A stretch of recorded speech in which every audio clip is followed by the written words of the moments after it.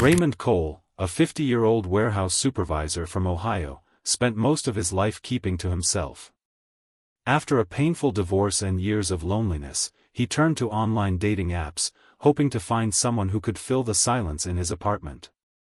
Months passed without luck until he met a woman named Marissa Hale, who claimed to live in Jamaica. Her profile showed warm sunsets, ocean breezes, and a confident smile. Raymond felt an instant connection, something he hadn't felt in years. Their conversations grew deeper, and he began waking up each morning looking forward to her messages. She spoke about wanting a peaceful life, a fresh start, and a partner who understood her. To Raymond, her words sounded like a second chance at happiness. After months of building trust, he booked a trip to Jamaica, believing he had finally found someone who saw the world the way he did. The flight felt long, but the thought of meeting Marissa kept him hopeful. When he landed in Montego Bay, he expected to see her at the busy airport entrance, but instead, she sent him a sudden message asking him to meet her at a small guest house on the edge of town. The change unsettled him, yet he convinced himself that perhaps she wanted somewhere more private and quiet. The guest house sat behind an old marketplace, far from the tourist areas he had researched. When he finally saw Marissa, she looked different from her photos. Her features were familiar, but her appearance was stronger, more defined, and she carried a nervous energy. Inside the room, she revealed something she had been afraid to share earlier: she was a transgender woman. Raymond felt overwhelmed, not because of her identity, but because he wondered why she had felt forced to hide it. He stepped outside to think, planning to return once he had processed everything. When he came back, the room was empty. All her belongings were gone. The staff told him she had checked out minutes before he arrived. Confused and worried, Raymond returned to his hotel, only to discover several charges and withdrawals from his bank card, transactions he had never made. He immediately contacted the authorities, and the local police quickly recognized the signs of a romance scam. The situation grew darker when investigators revealed that Marissa Hale was not a typical scammer but someone who had been pressured into participating in a fraud network that targeted lonely travelers. She had been forced to lure men to Jamaica and collect information, with the threat of violence if she refused. Her disappearance, the police explained, was likely out of fear that she had spent too much time with Raymond and risked angering the people controlling her. 2 weeks later, authorities found her hiding in another part of the island. She admitted her involvement and explained her situation, returning what little she could. Raymond, realizing she had been trapped just like he had been, chose not to press personal charges. The larger crime group was eventually dismantled after a deeper investigation. Raymond returned to Ohio wiser and quieter, carrying a story that reminded him how easily trust can be used as a weapon, yet how compassion can survive even in the middle of deception and danger. Raymond's return to Ohio did little to calm his mind. The nights felt longer, and the memories from Jamaica clung to him like a shadow he couldn't shake off. He tried distracting himself with work, but every quiet moment pulled him back to the unanswered questions. Why had Marissa looked so frightened? How had an ordinary man like him been dragged into a criminal network he never knew existed?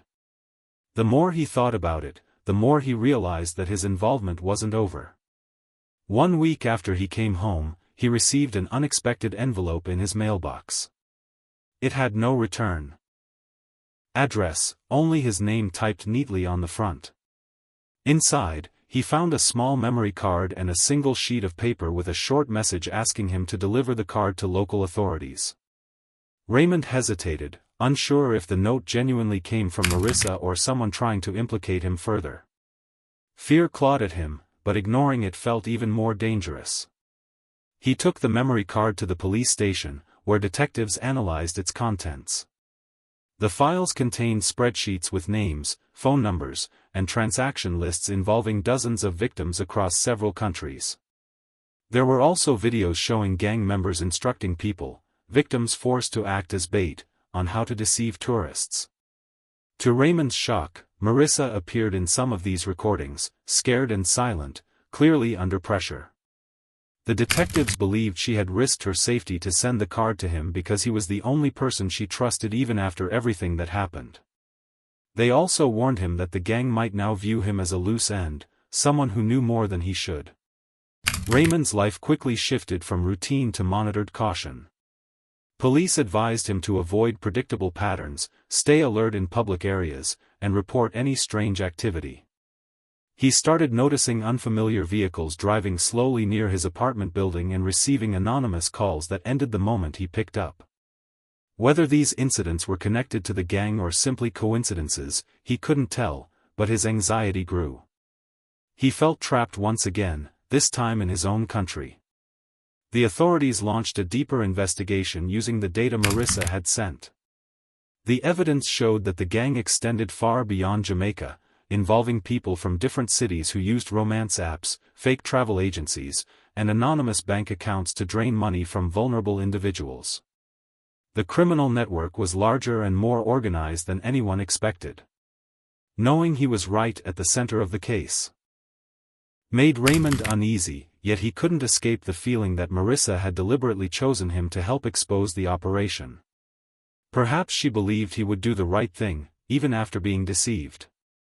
That belief weighed heavily on him, stirring a sense of responsibility he didn't ask for. As detectives continued to uncover more layers of the network, Raymond found himself drawn deeper as a key witness.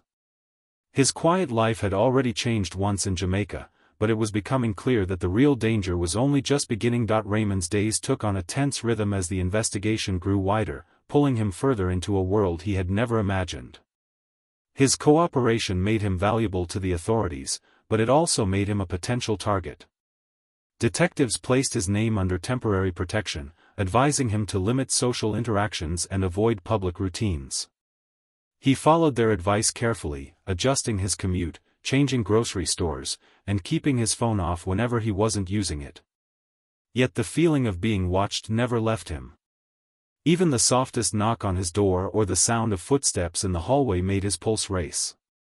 His quiet Ohio town, once a source of comfort, now felt like unfamiliar terrain where danger could hide in plain sight.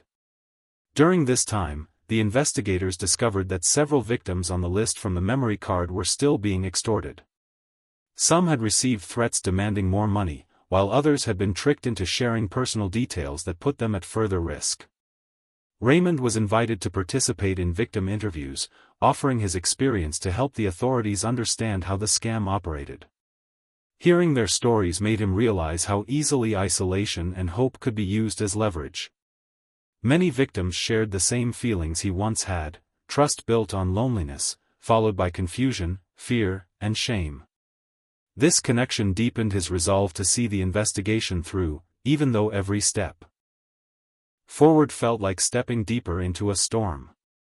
Meanwhile, investigators continued searching for Marissa.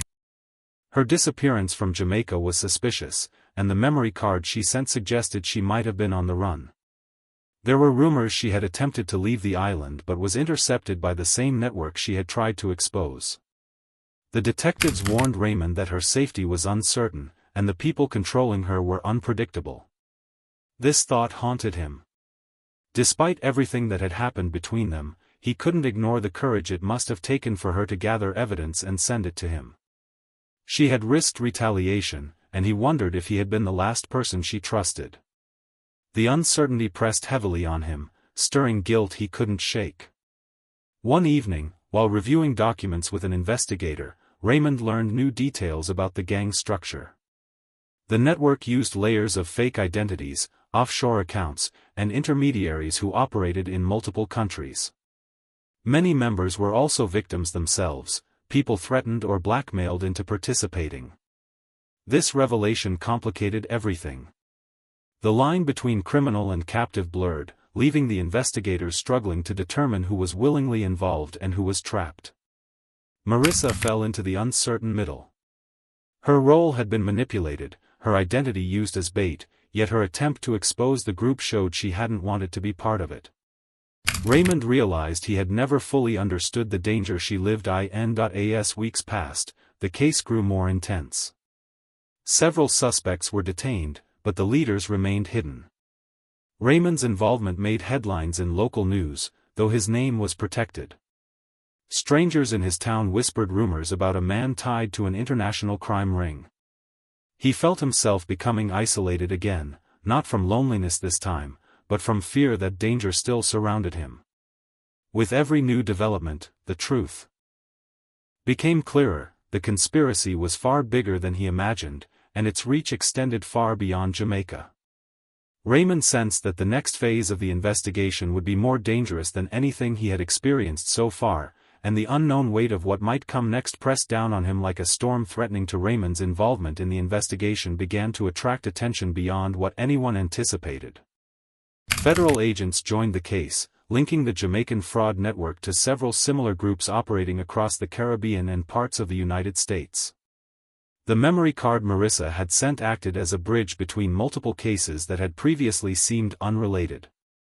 With each connection exposed, the threat against Raymond grew more real. Detectives insisted he follow strict security measures, including using a temporary phone and keeping his location private. Still, safety felt like a distant idea. He sensed that shadows followed him everywhere, and each unfamiliar face on the street carried the possibility of danger. Despite the tension, Raymond remained determined to help. He attended meetings where agents mapped the structure of the criminal ring, naming individuals, identifying patterns, and tracking financial flows. The more he learned, the clearer it became that the network relied on manipulation as much as intimidation. Vulnerable people, many already living in poverty, were coerced into recruiting victims or laundering money. Some were forced to leave their homes and relocate between islands to avoid law enforcement, often losing contact with family. Raymond listened to these findings with growing unease, realizing that Marissa had been trapped in a system designed to exploit both the hunters and the hunted. He felt conflicted, angry at the deceit, yet sympathetic toward those who had been dragged into the scheme unwillingly. One morning, an agent informed Raymond that a recent arrest in Kingston had revealed new information. A captured member claimed to have seen Marissa weeks earlier, saying she had been moved to a safe house run by the gang. According to him, she was considered a liability after sending the memory card. The gang had been monitoring Raymond since his return to the United States, unsure how much he knew. This confession confirmed what Raymond feared: the danger was not imagined. It was real, active, and closing in. Although the authorities strengthened protection measures around him, they also admitted they were unsure how long they could keep him safe if the group decided to act aggressively. The investigation continued to expand, placing pressure on the criminal network. Financial accounts were frozen, properties were raided, and several mid-level members were arrested. These disruptions caused internal conflict within the gang, making some members turn against each other. Agents hoped this instability would help locate Marissa. Raymond found himself torn between fear for his own safety and concern for her fate. Even though she had deceived him at first, he couldn't ignore the humanity behind her actions. She had given them the key to exposing the network, risking everything in the process. He wondered whether she regretted involving him or whether she believed he could help finish what she had started. As the crackdown intensified, Raymond's daily life became increasingly restricted. He stopped going to work and was relocated to a temporary residence. The isolation weighed on him, making each day blur into the next. Yet, in the midst of the uncertainty, he felt a strange sense of purpose. He wasn't just a victim anymore, he was part of something larger, something that might help free dozens of people trapped in a cruel cycle. But the deeper he became involved, the more fragile his safety became, and he knew the next stage of the investigation would force him into decisions he never imagined making. Raymond's days in the temporary residence blurred into slow, cautious hours. Agents checked on him regularly, but every time they arrived, he sensed their growing frustration. The investigation had reached a critical point, yet the gang's leaders remained hidden behind layers of intermediaries and false identities.